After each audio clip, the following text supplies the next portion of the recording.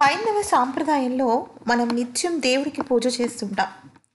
నిత్యం ఇంట్లో దేవుడికి దండం పెట్టుకుంటూ ఉంటాం. దీపారాధన చేస్తుంటాం. దేవుడికి పువ్వులు అలాగే ఇతరితర పండ్లు నైవేద్యాలతో ఇక ఎవరి సాంప్రదాయం కొలది వాళ్ళు చక్కగా నిష్ఠతో భక్తితో కొలుస్తూ ఉంటారు వాళ్ళ ఇష్ట దైవాన్ని, కులదైవాన్ని, ఇలా రకరకాలుగా. అయితే మనం చాలామంది పూజించే సమయంలో కొన్ని పద్ధతులను పాటిస్తుంటారు. అంటే మొదటగా చాలామంది రోజు తడిగుడ్డతో దేవుని తుడుచుకోవటము, చక్కగా కుంకుమ బొట్లు పెట్టడము, పువ్వులు పెట్టడము, అలంకరించడము, దీపారాధన చేయటము ఇట్లా చేస్తూ ఉంటారు. కానీ హైందవ సాంప్రదాయంలో అంటే హిందూ సాంప్రదాయంలో మనం గనక పూజ మొదలుపెట్టే ముందు మనం ఒక చిన్న పని చేయడం వల్ల అది ఆ ఇంట్లో ఐశ్వర్యాన్ని తెచ్చిపెడుతుందని చెప్తారు. ఇంతకీ ఏంటది అనే విషయంలోకి వెళ్తే ఏమీ లేదండి. కొద్దిగా మనం గంధం తీసుకుని పూజ మొదలుపెట్టే ముందు శుభ్రంగా ఫోటోల్ని తుడుచుకుని గంధంతో బొట్టు పెట్టి దానిపైన కుంకుమ బొట్టు పెడితే అది అఖండమైన ఐశ్వర్యాన్ని కలుగజేస్తుంది. దీనికి కారణం ఏంటి అంటే మనం ఇంట్లో రకరకాల పనులు చేస్తుంటాం. కొన్ని రకాల పనులు అంటే ఉదాహరణకి మనం అంట్లు తోముకున్నాం అనుకోండి, దాని నుంచి కొద్దిగా చెడు వాసన అనేది వస్తూ ఉంటుంది.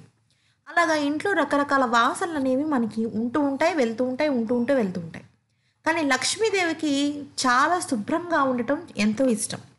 అలాంటప్పుడు మనం ఏం చేయాలి అంటే గంధాన్ని దేవుడికి పెట్టడం వల్ల ఆ గంధం అంతా కూడా ఇంట్లో వ్యాపించి ముఖ్యంగా దేవుడి గదిలో నుంచి సువాసనలన్నీ బయటకు వస్తుంటాయి. మన ఇంట్లో ఒక 5 ఫోటోలు ఉన్నాయి, 6 ఫోటోలు ఉన్నాయి, చక్కగా అన్నిటికీ గంధం బొట్లు పెట్టాము, గంధాన్ని మనం కలుపుకున్నాం అనుకున్నప్పుడు ఆ గంధం వాసన ఇల్లంతా వ్యాపించి లక్ష్మీదేవిని ఆకర్షించడానికి ఉపయోగపడుతుంది.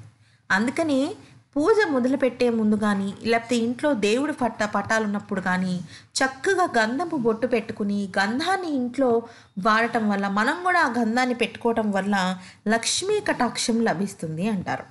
అయితే చాలామంది ఎర్ర చందనపు పొడిని పెట్టుకుంటూ ఉంటారు, అలాగే చందనం పొడి పెట్టుకుంటూ ఉంటారు. చందనం అన్నా గంధం అన్నా ఒకటే ఇంచుమించు.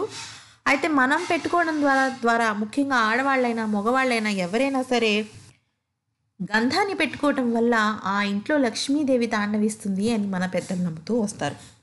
మరి విన్నారు కదా ఫ్రెండ్స్, ఇటువంటి ఎన్నో భక్తిపరమైన విశేషాలు కావాలంటే మాత్రం దయచేసి మా పుణ్యవాహిని టీవీని లైక్ చేయండి, షేర్ చేయండి, సబ్స్క్రైబ్ చేయడం మాత్రం మర్చిపోకండి.